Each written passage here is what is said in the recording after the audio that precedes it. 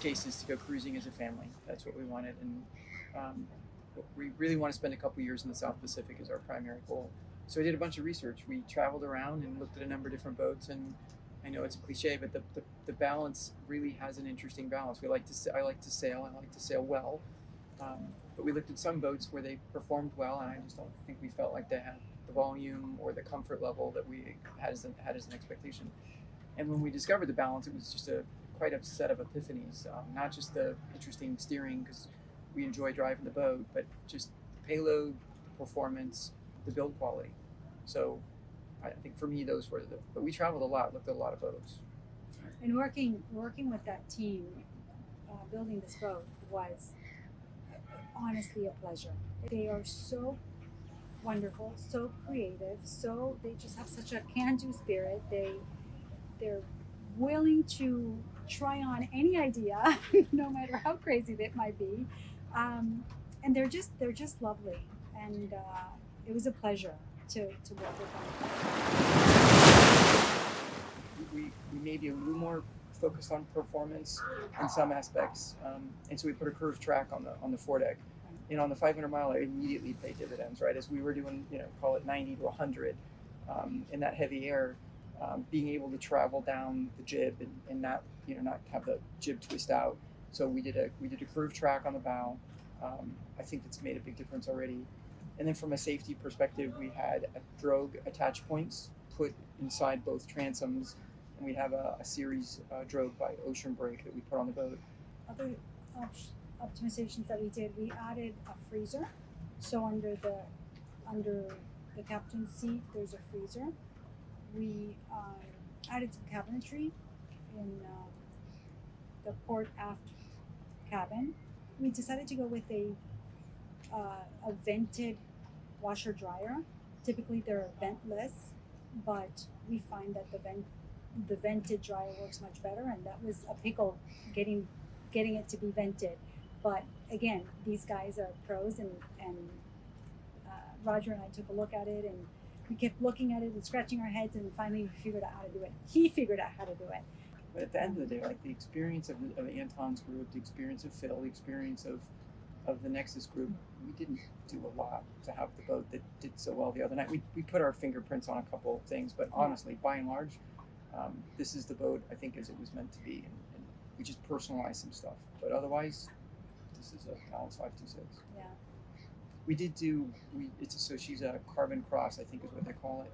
So we did choose to have carbon coach roof, carbon bulkheads and trunks and appendages. I think we're happy with that choice. She has fiberglass, she has the e-glass hulls, but to us the balance was how much weight removal for the cost, and we feel pretty comfortable with the choices we made. But it was through the leadership of those three groups, right? The builder and Phil and the designers. Yeah, and every time we had an idea, they were wonderful at guiding us, at basically saying, okay, this is the pros, these are the cons, this is how we could best implement that particular idea. And it was just, honestly, it was just wonderful to work with them. We were on a schedule, and we needed to get the 500 miler done so people could go see their families for Christmas. Plus, we had the deadline to make the time for the race committee, and so we went out knowing it would deteriorate, and it did not disappoint. So the max wind speed we had was 48 knots, but it blew upper 30s, low 40s for the first 12 to 18 hours. And so I don't get sick, and I got sick, and so it was rough. And it was awesome. The boat just did fantastic. We had waves breaking on the boats. The goal was truly to be conservative. So we ended up with a triple reef in the main and a staysail, and she was still, max speed was still 20 knots, and she was still regularly popping 18s. Not on purpose. We were just basically pushing the boat through to the other side of the bad weather. She did great.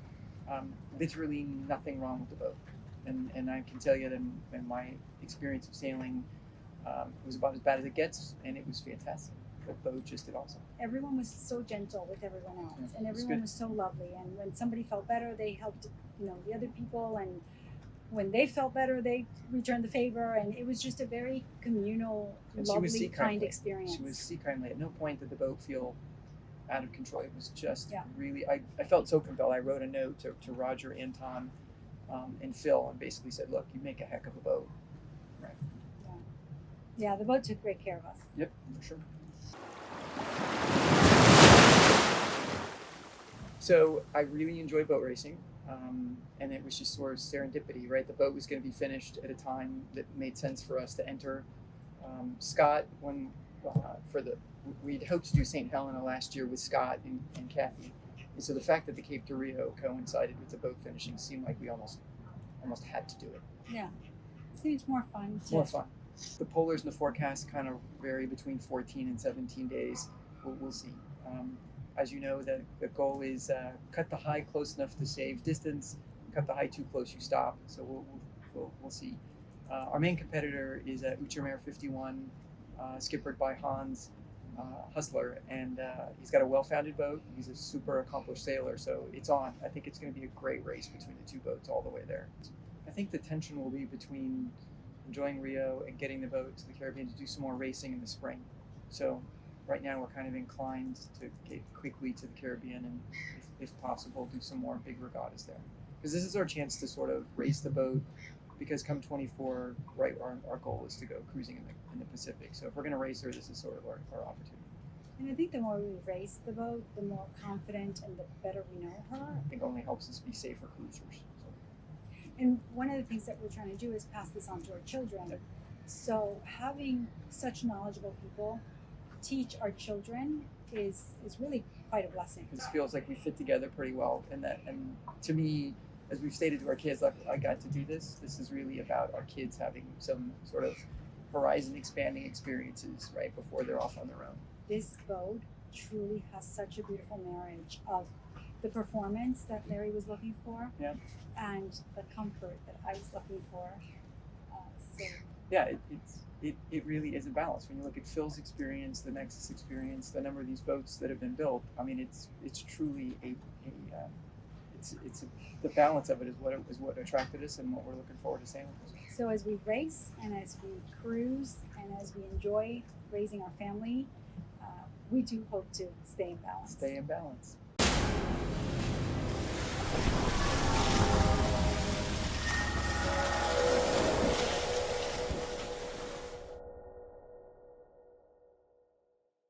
So my father named his boats after my mom. It's a pretty sweet tradition.